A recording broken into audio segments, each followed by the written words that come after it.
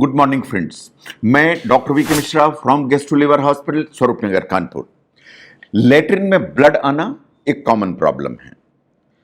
ये adult population में it's a very common problem. ऐसा माना जाता है 100 में से 16 लोगों को जो एडल्ट्स हैं अपनी लाइफ में कभी ना कभी लेटरिन में ब्लड दिखाई देता है। नो क्वेश्चन ये है कि ये ब्लड कहाँ से आता है। इसके जो 6 कॉमन रीजंस हैं उनके बारे में बात करेंगे। तो आज 6 कॉमन रीजंस जिसके चलते ब्लड आता है लेटरिन में उसको एनालाइज करेंगे हम साइंटिफिकली। ये साइंटिफिक डेलिब्रेशन है। मैं आपसे रिक्वेस्ट करूंगा कि इस चैनल को सब्सक्राइब करें और इस वीडियो को शेयर करें। जहां तक 6 कॉमन रीजंस का सवाल है, नंबर 1 पर आते हैं हेमरॉइड्स, जिसे आप पाइल्स के नाम से भी जानते हैं। जो पाइल्स हैं is a very common reason. जो पाइल्स जो प्रॉब्लम है वास्तव में बहुत बिनाइन प्रॉब्लम है, इसलिए इससे बहुत ज्यादा डरने या परेशान होने की जरूरत नहीं है। जब हम हेमरॉइड की बात करते हैं, ये वास्तव में सामान्य खून की नसें होती हैं जो क्लस्टर होता है, जो लेटरिन के बिल्कुल रास्ते में होती हैं। ये सामान्य है और सभी को होती हैं, लेकिन जैसे ही इनमें प्रेशर ज्यादा होता है तो धीरे धीरे इनकी साइज बढ़ जाती है, ये एंगॉर्ज हो जाती हैं, ये इन्फ्लेम हो जाती हैं। तब वास्तव में हम इनको कहने लगते हैं कि ये तो हेमरॉइड डेवलप हो गए हैं। एक्चुअली जो हेमरॉइड्स हैं they are inflamed haemorrhoids, not really a new thing, क्योंकि हेमरॉइड तो आपको हमेशा से थे। जो फ्लेयर्ड हेमरॉइड होते हैं वास्तव में उनके अंदर ब्लड भरा हुआ होता है, और जो ब्लड भरा हुआ होता है वही प्रॉब्लम की जड़ है। जो एंगॉर्ज हेमरॉइड हैं, जब आप स्ट्रेन करेंगे लेटरिन के लिए तो आप ताकत लगाएंगे। अगर आपकी लेटरिन बहुत टाइट है, बहुत हार्ड है, तो प्रॉब्लम क्रिएट होगी। या आप बहुत बार लेटरिन जा रहे हैं, भले ही आपको लूज मोशन है, तो भी आप स्ट्रेन करेंगे। तो आप स्ट्रेन करेंगे, हार्ड होगी लेटरिन या फ्रीक्वेंट होगी लेटरिन, तो वास्तव में जब लेटरिन पास होगी तो ये जो खून की नसें हैं जो फूली हुई हैं, ये बर्स्ट हो जाएंगी एंड ओपन हो जाएंगी। ये बर्स्ट होगी और ओपन होंगी तो इनमें से ब्लीडिंग होगी। जो ब्लीडिंग होगी उसके बिल्कुल अलग कैरेक्टर होंगे जिनको आपको ध्यान देने की जरूरत है। जो ब्लड आएगा वो एकदम फ्रेश होगा। जो ब्लड आएगा वो यूजुअली लेटरिन से सेपरेट होगा, या जो ब्लड आएगा वो लेटरिन के ऊपर लगा हुआ होगा। ये जो ब्लड आएगा वो ड्रॉप्स में हो सकता है, यानी बूंद बूंद हो सकता है। ये ब्लड वास्तव में जेट या धार बंद के या पिचकारी जैसा भी आ सकता है। 99% इस तरह के जो ब्लड आता है हेमरॉइड से यूजुअली पेन फ्री होता है, इसमें कोई दर्द नहीं होता है। वो तो अचानक आपकी नजर पड़ती है कमोड में, लेकिन आप देखते हैं कि इसमें तो ब्लड दिखाई दे रहा है। तो दीज आर द कैरेक्टर्स। अगर ये इस तरह के हैं और ब्लड आया तो पॉसिबिलिटी इस चीज की है कि ये हेमरॉइड या पाइल्स का ब्लड है। जहां तक पाइल्स के ब्लड का सवाल है, मोस्ट ऑफ द टाइम वो अपने आप ही बंद हो जाता है। इसलिए बंद हो जाता है कि जो हेमरॉइड्स हैं वास्तव में ये वेन्स हैं या धमनियां हैं, ये आर्टरी नहीं है। तो चूंकि ये आर्टरी नहीं है, ये धमनियां हैं, तो यूजुअली या वेन्स हैं, तो यूजुअली ये रिटेक्ट हो जाती हैं और ये बंद हो जाता है। लेकिन अगर ये सिम्टम्स रिकरेंट है, अगर ये बार बार हो रहा है, आपको ब्लड बार बार आता है, इसके चलते आपको खून की कमी हो रही है, तो मैं आपको सलाह दूंगा कि आपको अपने डॉक्टर से बात करना चाहिए if the symptom is recurrent. Now the second one is the anal fissure. जो एनल फिशर है ये वास्तव में लेटरिन का जो रास्ता है उसमें छोटे छोटे कट्स हैं। ये जो कट होता है लेटरिन के रास्ते में, ये ब्लड लेके आता है। जो इस तरह के कट्स होते हैं वो 2 तरह के हो सकते हैं। Number 1 is the chronic cut, जो लंबे समय से परसिस्ट कर रहा है एंड हील नहीं हो रहा है। The second one is the acute cut, जो बिल्कुल सडनली हो गया है कि कल तक आप ठीक थे लेकिन आज लेटरिन जा रहे हैं तो बहुत दर्द हो रहा है। तो एक्यूट एनल फिशर हो सकता है या क्रॉनिक एनल फिशर हो सकता है। जहां तक एनल फिशर का सवाल है, 2 चीजें बहुत महत्वपूर्ण हैं। ब्लड तो आएगा, लेकिन ब्लड के साथ में पेन आएगा। जो पेन है और ब्लड, अगर इन 2 का कॉम्बिनेशन है तो इट इज क्वाइट पॉसिबल कि हम एनल फिशर से डील कर रहे हैं। जब हमने बात की थी हेमरॉइड्स की या पाइल्स की, उसमें बहुत क्लियर था कि ब्लड आएगा लेकिन पेन फ्री होगा। जब एनल फिशर की हम बात करते हैं तो एनल फिशर का जो ब्लड है वो हमेशा दर्द दर्द दर्द दर्द के साथ जुड़ा हुआ आएगा।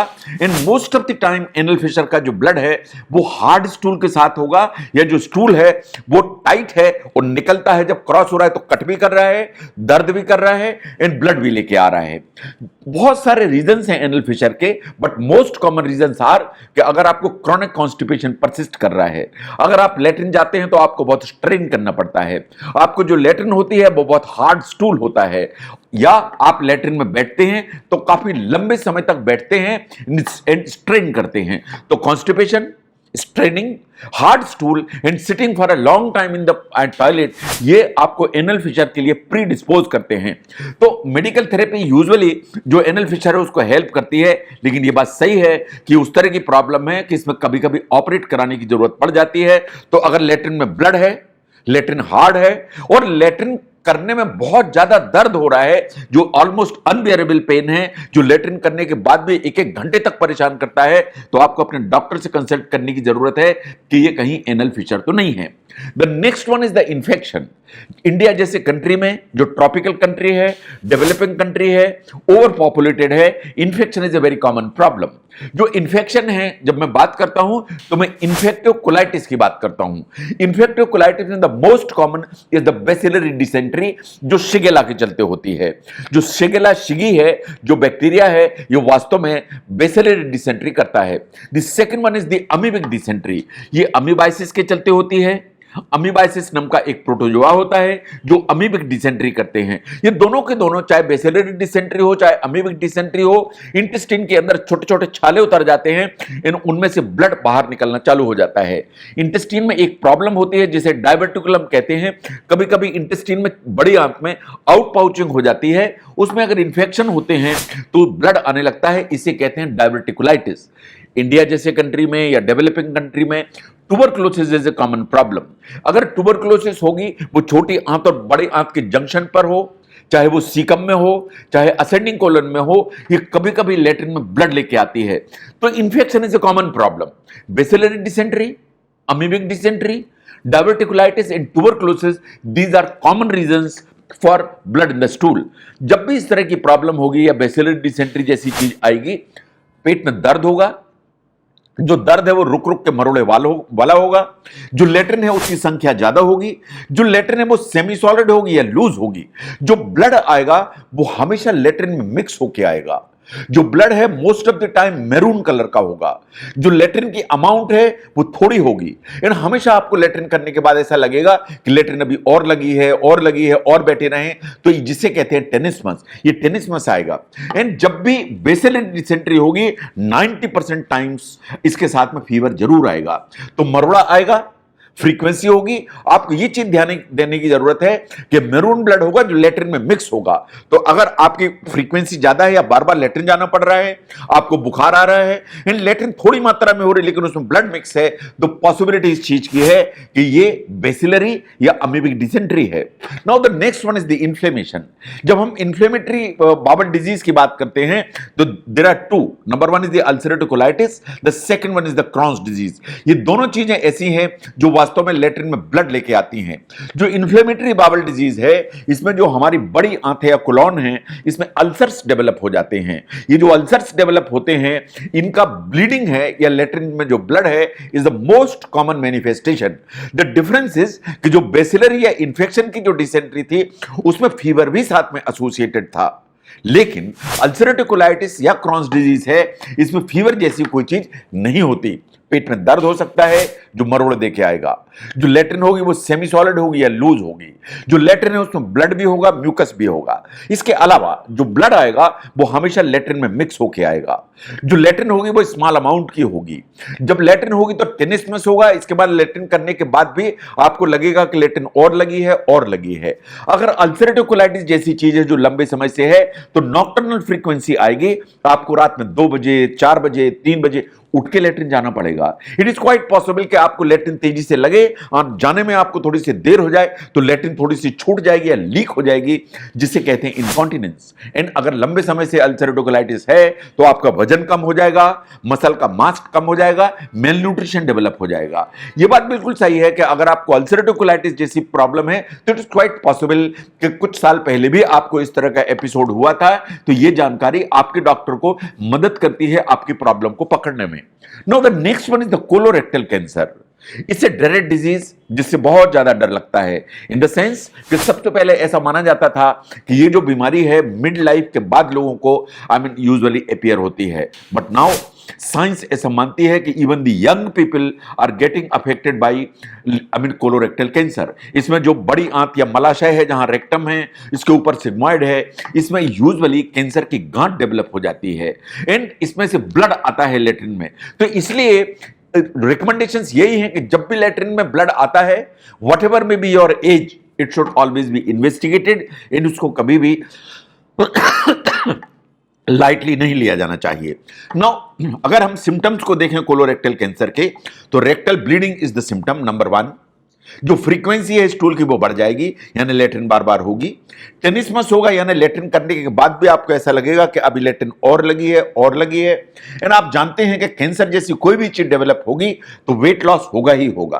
तो अगर लेटरिन में ब्लड आ रहा है, लेटरिन की संख्या बढ़ी हुई है, लेटरिन करते समय ऐसा लग रहा है कि उसके बाद भी लेटरिन लगी है और लगी है, इन वेट लॉस अगर हो गया है, और इसके अलावा अगर आपको फैमिली हिस्ट्री है कोलोरेक्टल कैंसर की, आपके घर में किसी भी को कोलोरेक्टल कैंसर हुआ है, आपके मदर, फादर, ब्रदर, सिस्टर, अगर फैमिली हिस्ट्री कोलोरेक्टल कैंसर की है, तो आपको बहुत सतर्क हो जाना चाहिए, इन अपने डॉक्टर को जरूर कंसल्ट करना चाहिए।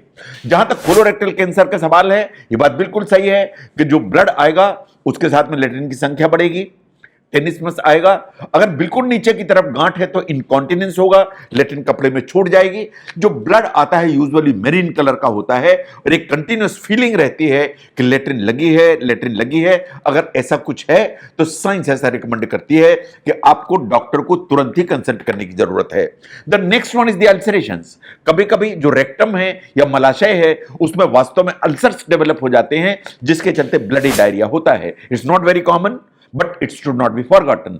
जो रेक्टम में इस तरह के अल्सर होते हैं, जो एकाध अल्सर होता है उसे कहते हैं सॉलिटरी रेक्टल अल्सर सिंड्रोम। ये सॉलिटरी रेक्टल अल्सर सिंड्रोम ये बच्चों में भी हो सकता है, ये एल्डरली पॉपुलेशन में भी हो सकता है। वास्तव में बच्चों में या एडल्ट्स में लेटरिन को निकालने के लिए कभी कभी फिंगर की एक हैबिट पड़ जाती है, जिसे डिजिटल इवैक्यूएशन या फिंगर इवैक्यूएशन कहते हैं।